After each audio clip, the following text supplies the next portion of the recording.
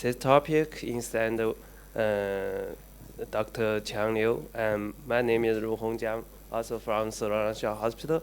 My topic is epicardial ablation, the timing and the strategies for the atrial fibrillation. We talk a lot about atrial fibrillation, so now the main strategies for the AFib is still the PVI for paroxysmal AFib, also for the persistent AFib.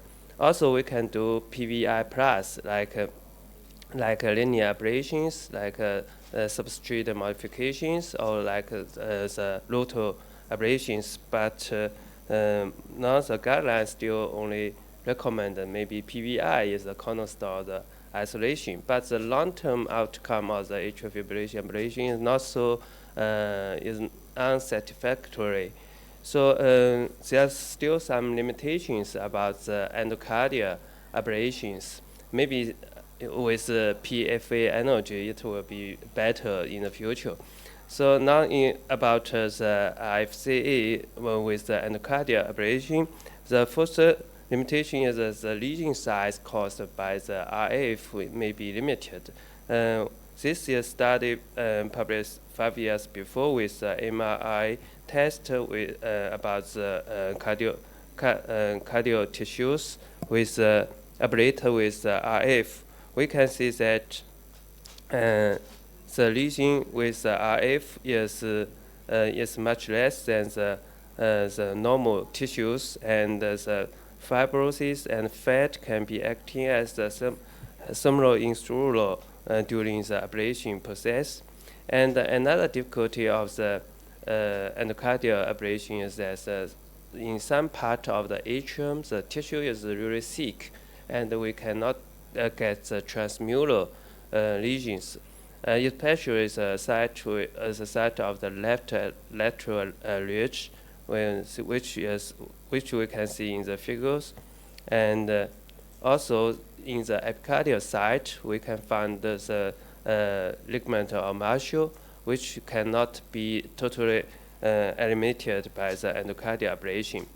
And other special structures located outside, we need to pay attention about the Beckman bundle, which is connected with the right side atrium to the anterior side of the left side atrium, and also the coronary sinus maybe sometimes will be the triggers or the maintenance of the arrhythmias.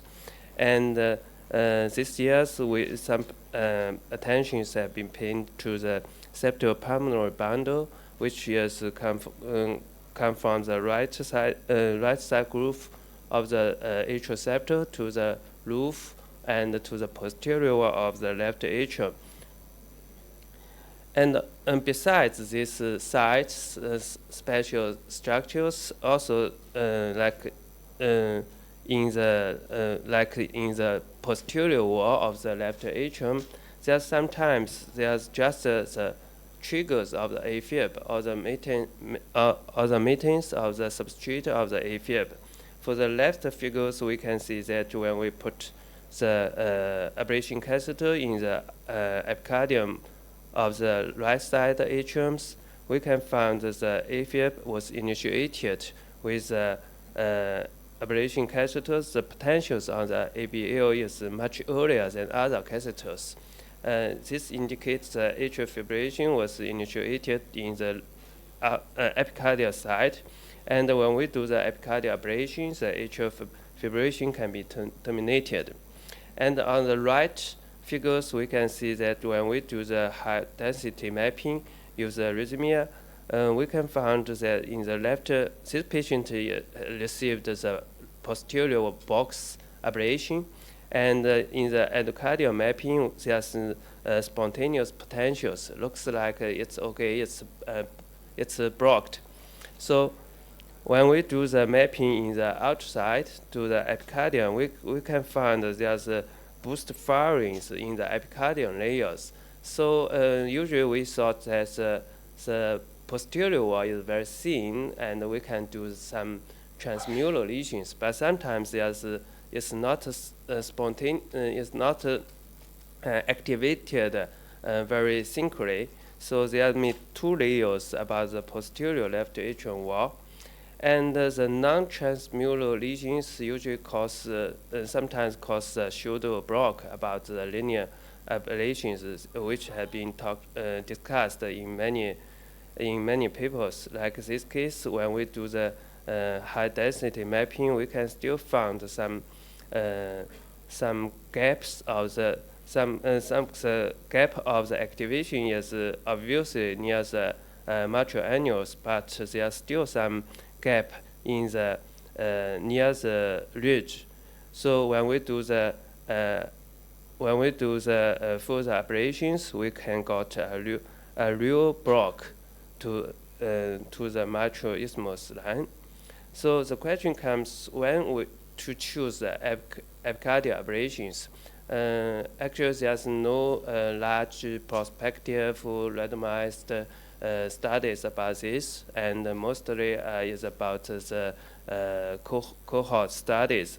The first paper published is about 2070 from the Korean about the hybrid epicardial and endocardial ablations for persistent or permanent AFib.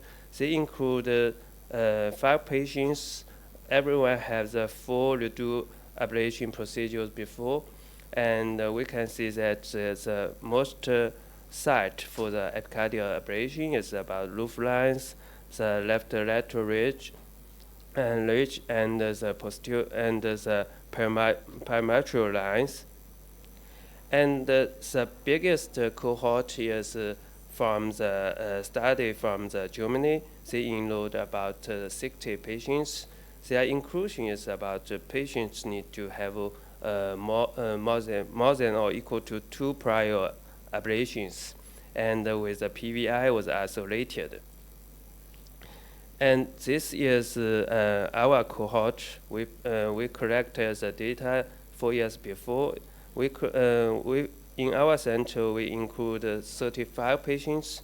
11 of these patients has atrial tachycardia because of the linear ablation is really hard to block, and another 24 patients has AFib recurrence.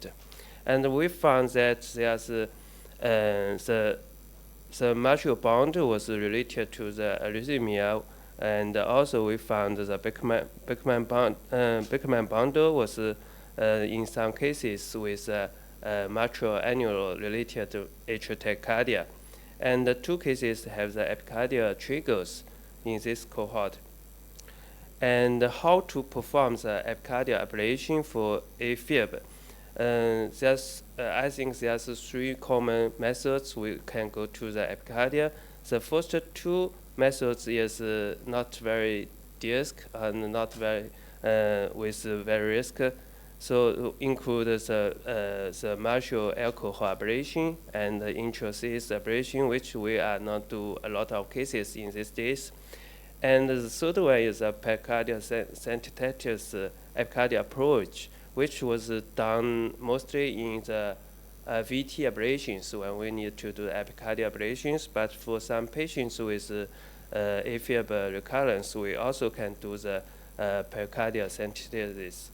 So this is a case about the VOM alcohol ablations. When we inject the ethanol in the VOM, we can find the atrial could be terminated. Also, after the alcohol ablation, we can map in the endocardia and find the scar of the low voltage, and with some additional ablation, it can easily get the mitral isthmus line blocked. And this is a big study in China called Prompt AFib studies, which were conducted in Anzhen Hospital, and our hospital is the second biggest center, and the result is will be good and will be published recently. And for the intravenous ablation, we can find for the CS, there are still different connections between different cases. Sometimes it's it's mixed with some fatty tissues, and sometimes it's very homogeneous, but it's very thick. So for patients when we do some like mitral isthmus ablations, we need to go to the outside and to deliver some additional ablations to get the transmural.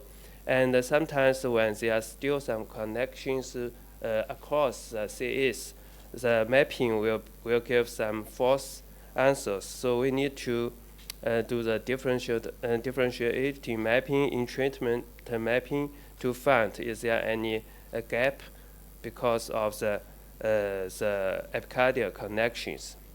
And last approach is pericardial synthesis epicardial approach, which we recommend to perform this approach in the experienced centers because with this approach is a little bit dangerous. So we can go to the transverse sinus, and we can go to the oblique sinus, and we can go to the the outside of the ridge, the groove between the appendage and the left atriums. This is a study when I was in the University of Chicago. We collecting some cases who received the epicardial ablation. We found sometimes when we do the stimulants endo and amp mapping, when sometimes for the endocardial mapping, it's the scar is very, very small, but when we go to the epicardial, there's much larger scar areas. And even for the PVI, in this case, in the endocardial, the PV is isolated, but in the endocardial, it could still capture the atrium by passing outside. So after the pericardial synthesis, we put the long wire into the space, and usually we use the steerable launches, and we can go to the oblique sinus and go through the groove between the AOAA and left PVs, and then we can go to the transverse sinus, which is the epicardial side of the anterior left atrium, and also we can go to the epicardial layer of the right side atriums. These are some cases about in our cohort. The first one, we can see that this is a focal VT. When we do the endocardial mapping, we can find there's some very earlier potentials by the last catheters recorded.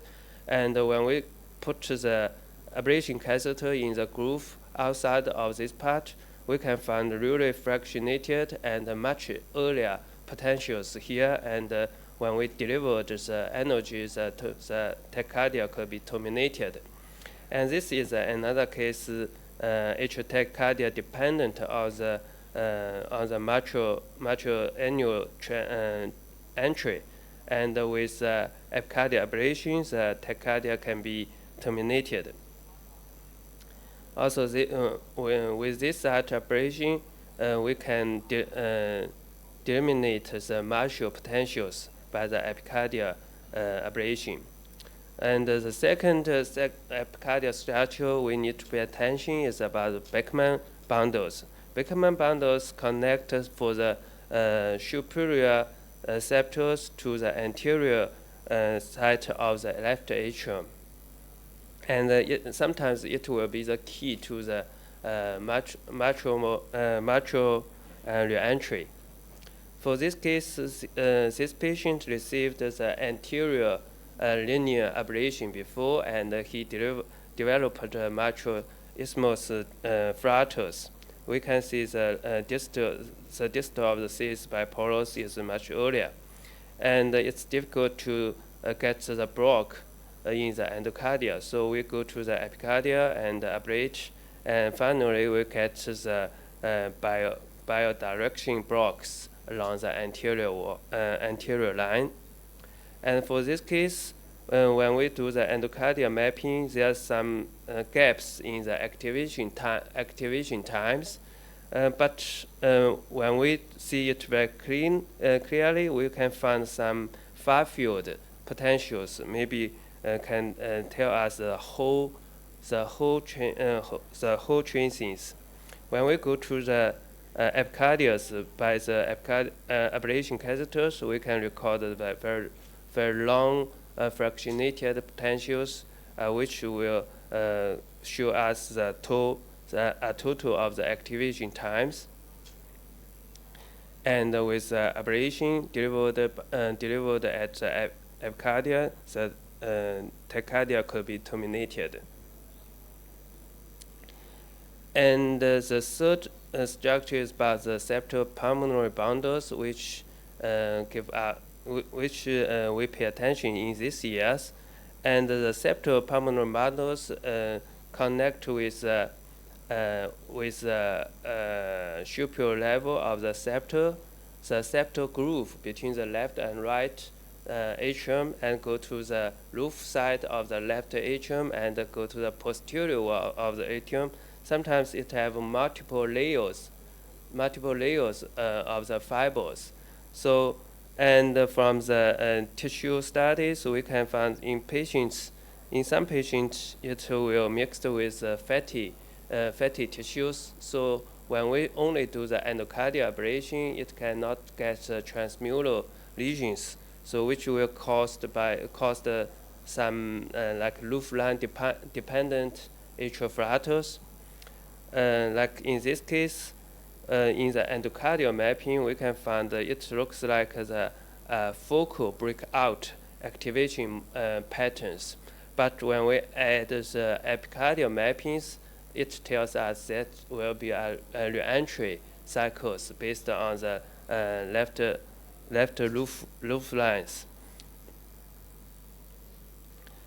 And for this case, showed us that when we do this case is for a redo case, when we do the mapping epicardia and endocardia, we can see that in the endocardials there's no potentials. Tells us the PV is isolated. But when we put the ablation catheter in the outside of the PV atriums, it still can connect to the left atriums. So for these cases, the epicardial layer of the PV atrium is still not ablated. So for some refractory patients, maybe a detailed mapping, high density mapping around the PV atrium is still needed.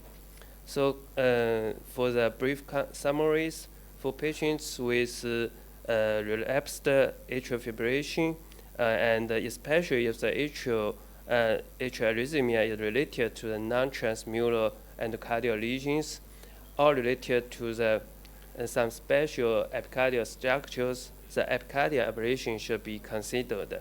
And we can choose VOM alcohol ablation and CS ablation or pericardial synthesis epicardial approach to achieve the lesions, to achieve the transmural lesions for these patients. Thank you.